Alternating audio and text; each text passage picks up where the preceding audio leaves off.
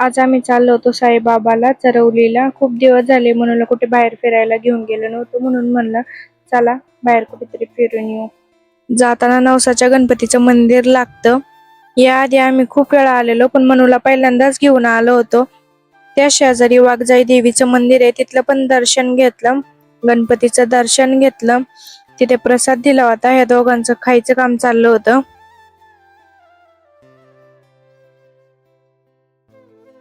साई मंदिरच्या पार्किंगला गाडी लावली. चालत चालत गेलो ज्ञानेश्वर महाराजांच्या थोरल्या पादुका मंदिरामध्ये. आत्ताच नवीन मंदिराचे काम झाले. संत तुकाराम महाराज आणि संत ज्ञानेश्वर महाराज यांच्या भेटीचे विलोभनीय शिल्प उभारण्यात आले आहेत. संत ज्ञानेश्वर महाराज आणि विठ्ठल रुक्मिणीचं दर्शन घेतलं.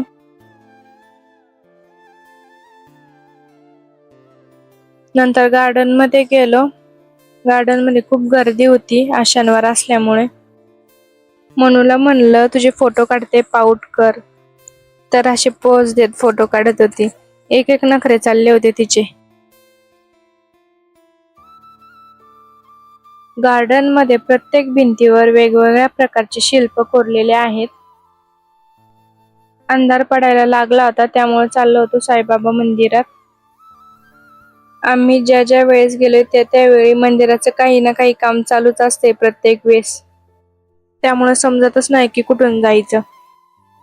आतमध्ये अष्टविनायक गणपतीच्या मूर्त्या आहेत, त्यांचं पण दर्शन घेतलं. त्याच मागे प्रभू श्रीरामांचं मंदिर आहे, त्यांचं पण दर्शन घेतलं.